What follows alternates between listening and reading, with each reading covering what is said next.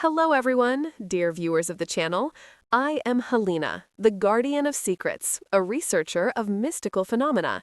And here with me is Vadim, a historian interested in folk culture. And as always, I'm ready to dissect the beautiful tapestry of Ukrainian folklore with a healthy dose of skepticism. Helena, what ancient whispers are we tuning into today? Today, Vadim, we're descending into the labyrinthine depths beneath Odessa, a city of grand architecture and even grander secrets. We're going to talk about the chilling legend of the ghost girl of the Odesa Catacombs, whose soul, it is said, cannot find peace. Odesa Catacombs, a vast network, one of the largest in the world, stretching for thousands of kilometers. Naturally, such an expansive, dark, and often dangerous environment would breed its own legends. A ghost girl is a classic trope for such a place, isn't it? Classic, perhaps, but profoundly unsettling. The story speaks of Masha, a young girl, sometimes a revolutionary, sometimes just a lost soul, who perished in those dark tunnels. Some versions say she got separated from a group exploring during a party, others claim she was hiding from authorities. Her companions couldn't find her, and her body was never recovered. So, essentially, a tragic loss then. It's a tale that preys on a universal fear, being utterly alone and lost in the dark. The human mind, especially in such an environment, is very adept at conjuring up images and sounds where there are none. The sheer scale of those catacombs makes such an event entirely plausible, even without supernatural interference. But it's not just about plausibility, Vadim. It's about the lingering energy. People who explore the deeper, less frequented sections claim to hear faint whispers, giggles, or even sobbing. Some report sudden drops in temperature, the feeling of being watched, or an inexplicable sense of sorrow washing over them. It's as if her spirit is still searching for a way out. Temperature drops can be due to air currents in such a large underground system. Whispers? The acoustics down there would be incredible, carrying sounds from far away or creating echoes. And a sense of sorrow is a very subjective, psychological response to a dark, isolated place where you know many people suffered or even died, whether historically or mythologically. But what about the legends of light anomalies? Small, flickering lights that lead explorers deeper into the tunnels only to vanish, leaving them disoriented. Some say it's Masha, trying to play with them, or perhaps in her eternal confusion, trying to find her own way out, unknowingly luring others. There's a particular account from a group of urban explorers who, after a full day in the catacombs, swore they saw a tiny ethereal handprint appear on their dusty map, slowly fading before their eyes. They left immediately and never returned. Interesting, Helena.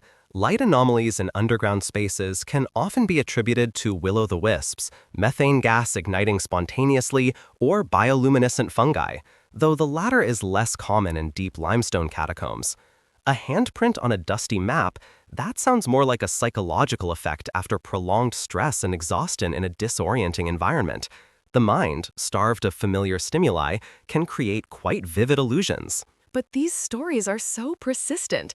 The guides, the local residents, even seasoned researchers who've spent decades documenting the catacombs, they all have their version of Masha.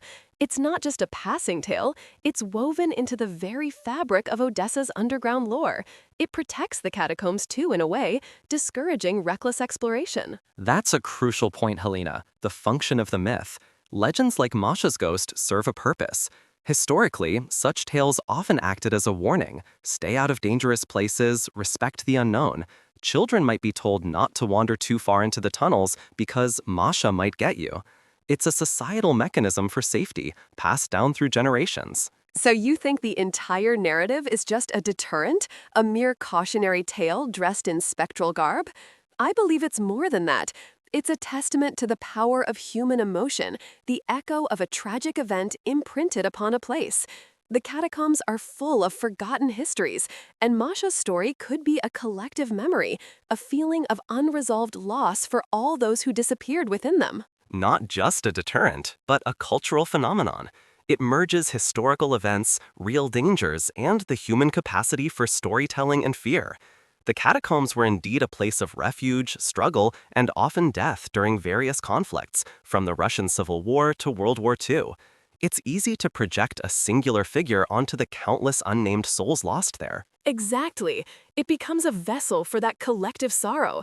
And when people genuinely feel a presence, hear something inexplicable, or see those flickering lights, who are we to say it's not Masha? Perhaps it's the collective energy of the place coalescing into something we perceive as a lost girl. It gives a voice to the voiceless. What we perceive, Helena, is key. Our brains are wired to find patterns, even where there are none. In a dark, echoing environment, sounds can be interpreted as voices, shadows as figures. It's the survival instinct making us aware of potential threats. The story of Masha, then, becomes the narrative framework for these sensory ambiguities. Yet the sheer emotional resonance of these tales. When I hear them, I don't just hear a story. I feel the weight of it, the lingering sadness. It reminds us that places hold memories, and sometimes those memories are so potent they manifest. It's about remembering and honoring, not just explaining away. And I agree that honoring the stories and the history is paramount. The myth of Masha, whether a ghost or a symbolic representation, teaches us about the dangers of the catacombs, the human tragedies that unfolded there, and the enduring power of folklore. It's a beautiful, if haunting, piece of Odessa's identity. So, while your logical mind seeks explanations, Vadim, my heart listens to the whispers. Perhaps Masha is there in some energetic form, reminding us of fragility, loss, and the eternal mystery of what lies beyond. And maybe, just maybe, she's still hoping someone will find her way home. Or perhaps her story is a powerful cultural artifact, a way for Odessa to communicate its deep, complex history and the very real dangers of its underground world to new generations. Both interpretations, I believe, hold significant value. A double conclusion as always. What a fascinating journey into the depths of Odessa's mysteries. For those of you listening, if you've ever had an experience in the Odessa Catacombs or any other mystical place, please share your stories in the comments below. We love hearing from you. And don't forget to subscribe to our channel for more explorations into Ukrainian folklore, where the mystical meets the historical. We strive to bring you both perspectives. Until next time, stay curious, stay open-minded, and perhaps keep an eye out for flickering lights in the dark. And always bring a sturdy flashlight.